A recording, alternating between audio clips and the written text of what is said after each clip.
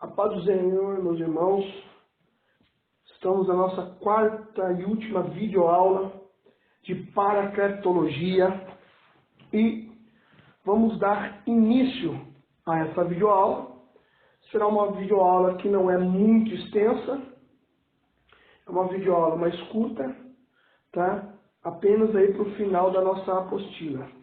Você que trouxe essa apostila, pegue e tome ela em mãos, uma caneta, também um caderno e sua Bíblia, para que nós possamos então iniciar a nossa última aula de paracletologia, tá bom? Vamos lá. Você vai acompanhar aí na sua apostila, na página de número 5, a epígrafe que diz assim: o Espírito Santo atuando entre os profetas. A aula de hoje vai ser inteiramente direcionada ao Espírito Santo atuando aí na vida dos profetas. Então nós vamos ver hoje o Espírito Santo atuando nos profetas. Nós podemos entender que a atuação do Espírito Santo no Antigo Testamento é uma atuação de inspiração, vocação, totalmente intencionada pelo Espírito Santo.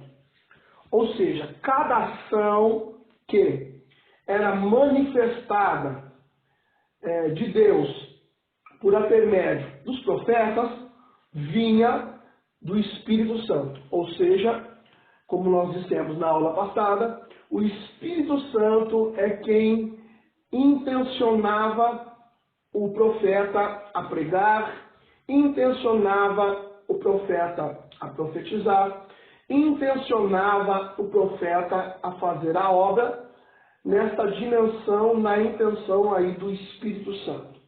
Então o Espírito Santo tinha uma grande atuação no Antigo Testamento.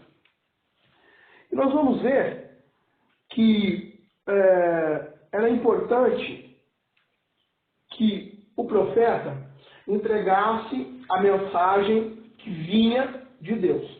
Então, o grande trabalho do profeta, a grande atuação do profeta era entregar a mensagem de Deus. Por isso que era de suma importância o povo saber a diferença entre o falso profeta, que era aquele que profetizava, que falava acerca do que ele queria, dos seus pensamentos, acerca do que ele via, e do profeta que entregava a mensagem de Deus. Então o povo teria que saber essa diferença. E para o povo saber a diferença, os profetas, o povo tinha que observar duas coisas, né, na vida do profeta. A primeira é se realmente é intencionado por Deus aquela profecia.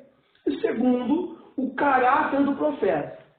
Porque para entregar a mensagem de Deus, o profeta teria que ser um homem ou uma profetisa, teria que ser uma mulher aí de total obediência a Deus. Ou seja, o profeta não poderia ser um profeta rebelde, um profeta que ia contra as leis, um profeta que ia contra Deus, um profeta que não obedeceria às leis de Deus, um profeta que não ia agir de acordo com as coisas do Senhor. Então, era importante o povo observar a vida do profeta. Quem não lembra da passagem que quando Eliseu está passando por uma tal cidade, aquela mulher diz: ali vai um verdadeiro homem de Deus. Ela disse isso porque ela conhecia, ela viu a vida de Eliseu. Então, com isso, o Espírito Santo evidenciava quem era verdadeiramente um homem de Deus e quem era verdadeiramente uma profetisa, mulher de Deus. Então, o caráter do profeta, o caráter da profetisa, era quem julgava já de imediato a sua ação, se seria uma ação, uma profecia correta da presença da seleção aí que vinha de Deus. Então, naquela época, se não andasse conforme as leis de Deus, se não andasse conforme o querer de Deus, não era tido como profeta. Era tido como um falso profeta. Nós já vimos que Ezequiel, no capítulo 13, Deus levanta Ezequiel para profetizar contra os falsos profetas. Quem eram os falsos profetas? Os falsos profetas eram aqueles que profetizavam segundo a carne e não segundo o Espírito. Profetizavam segundo as suas vontades. Profetizavam aquilo que às vezes o rei queria ouvir. Profetizava aquilo que o povo queria ouvir e não aquilo que teria que ser dito, pregado, ministrado ou profetizado para o povo. Por isso que o profeta tinha um papel de suma importância na sua época, porque ele trazia a mensagem de Deus para o povo. É diferente da função do sacerdote, que leva a mensagem do povo para Deus, com sacrifícios, louvores e adoração daquela época. E o profeta levava a mensagem de Deus para o povo. Então, era de suma importância o profeta andar corretamente, na sua linhagem, corretamente, conforme os mandamentos de Deus mandavam, e conforme ele teria que andar na obediência. Então, o povo poderia reconhecer o falso profeta pela avaliação do seu caráter,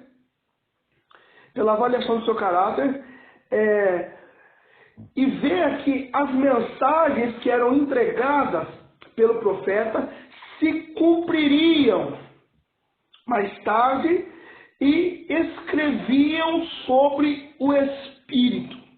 Então, quando o profeta ele profetizava ou escrevia algo segundo o Espírito, duas evidências ou maneiras significativas eram estudadas. A primeira era ver se era de total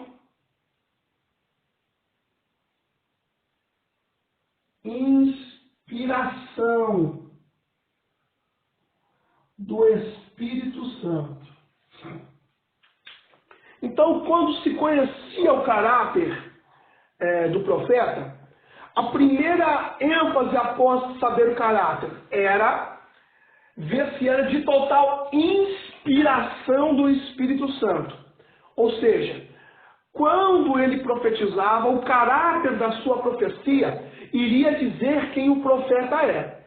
Se totalmente é de inspiração do Espírito Santo, então seria conhecida novamente esta profecia no futuro. Ou seja, até a vinda do Messias, como também pregou Isaías, que é considerado o profeta chamado profeta messiânico, pois é o profeta que mais profetiza acerca da vinda de Jesus.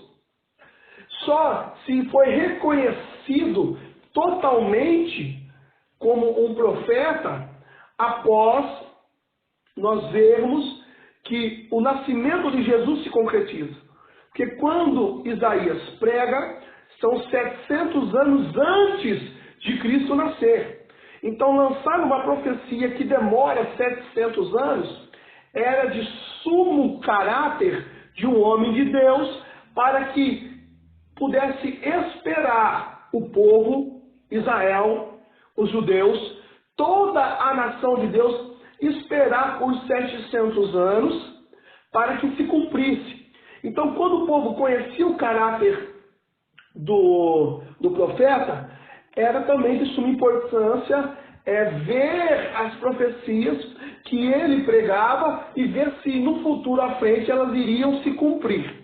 E aqueles que não tinham as profecias se cumpridas não eram considerados profetas, eram considerados falsos profetas, e isso nós vemos todos os profetas da Bíblia Sagrada lutarem contra os falsos profetas. Segundo, também o Espírito, ele era o quê? De total responsabilidade. De total responsabilidade. Ou seja, o profeta, ao entregar a mensagem, o povo tinha que desenvolver a capacidade de ver se está sendo de total responsabilidade a profecia. A profecia, ela teria que vir como uma responsabilidade do Espírito Santo. Ou seja, sempre quando o profeta pregava, ministrava, profetizava, ou quando o profeta escrevia, como Isaías, como Ezequiel, como Jeremias, teria que ter total inspiração do Espírito Santo e teria que ter total responsabilidade, ou seja, o Espírito Santo se responsabilizando, sendo responsável por cada palavra escrita, falada, pregada, entoada, ministrada. Então, o povo avaliava toda vez que Isaías ia pregar, ia profetizar, Jeremias, Ezequiel, Abacuque, Amós, toda vez que eles iam falar, iam profetizar, nós vemos que o povo estava avaliando, em primeiro, seu caráter, em segundo, as duas evidências, que vê se é de total inspiração do Espírito Santo, ou se era apenas inspiração do homem. Porque também naquela época existiam os falsos profetas que profetizavam segundo a sua carne, segundo o que eles queriam que acontecesse, ou segundo que o rei queria que fosse para o reinado. Eles falavam só para agradar os reis, só para agradar o povo. Mas os profetas verdadeiros, eles não falam aquilo que quer agradar o povo, mas sim aquilo que agrada a Deus. Então era de suma importância o caráter do profeta, segundo, as duas evidências, que é de total inspiração do Espírito Santo e também de total responsabilidade. Por quê? Porque se a inspiração do Espírito Santo inspirava os profetas a pregarem, a ministrarem, a ensinarem o povo, a escreverem, e lá na frente se cumprisse, eles entendiam que era de total responsabilidade do Espírito Santo de Deus. Era Deus que estava inspirando os homens, era o Espírito Santo de Deus que estava inspirando os profetas a pregarem, a profetizarem aquilo que realmente deveria ser profetizado. Ainda que sejam bênçãos boas, ou bênçãos também, ou profecias também que não agradavam o povo, como nós vemos lá em Jeremias, no capítulo 25, verso 11, quando ele profetiza acerca que o rei da Babilônia vai vir em Jerusalém atacar Israel e vai levar por 70 anos cativo o povo. Isso era uma profecia. Jeremias, capítulo 25, no verso 11. Só que quando Jeremias fala essa profecia que Deus diz, todo o povo se revolta contra Jeremias e diz que ele é um farsante. O povo se revolta e diz que ele é um espião. Então você é um espião lá da terra da Babilônia. Ou você já sabia que isso ia acontecer. Você é mau. Então tudo isso ocasionava repercussões negativas, tá? Em relação à visão que o povo tinha do profeta, mas mesmo assim não poderiam tirar a hipótese que ele era um profeta, homem de Deus. pelo seu caráter e pelas suas profecias. Então, quando se cumpre mais adiante a profecia do profeta Jeremias, que Nabucodonosor, rei da Babilônia, ataca Jerusalém, se cumpre ali, depois se cumpre os 70 anos de cativeiro, nós vemos que ali se torna valoroso, ali se torna realmente de total inspiração e responsabilidade do Espírito Santo.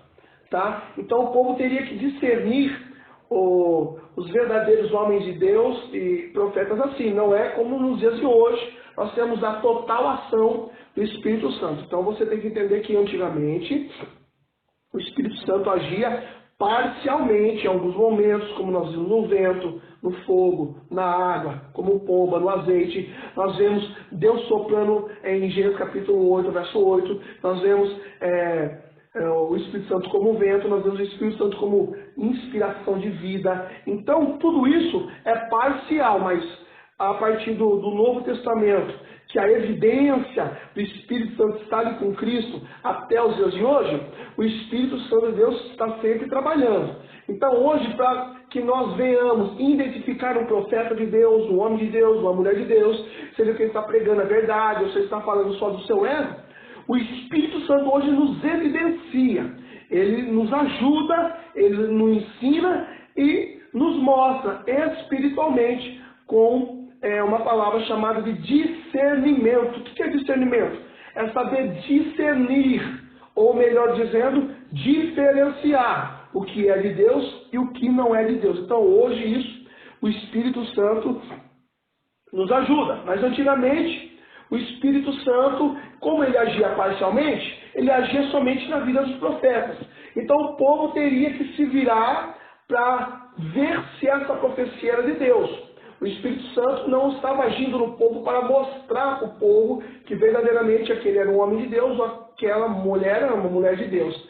Então por isso que houve profetas aí que foram presos, profetas que foram surrados, profetas aí que profetizavam, o povo não queria mais, o povo também não queria mais ouvir, enfim. Então tudo isso houve acasos e tempos, porque o Espírito Santo não estava agindo de forma total. Mas hoje o Espírito Santo age de forma total, tanto é que Deus usa quem Ele quer, da forma que Ele quer, da maneira que Ele quer. Deus pode usar um ímpio e o Espírito Santo de Deus já falar no seu coração que é Deus que está falando, que é Deus que está usando, que é Deus que está te instruindo, que é Deus que está te avisando de algo. Então hoje, por hoje se cumpre, até os dias de hoje, Joel capítulo 2, versículo 28, eis que derramarei do meu espírito sobre toda a carne, sem discernir sexo, ou idade, ou status, ou seja o que for. Então o Espírito Santo de Deus agia antigamente assim, parcialmente. Então o povo teria que, aí vamos se dizer, se virar nos 30, para estar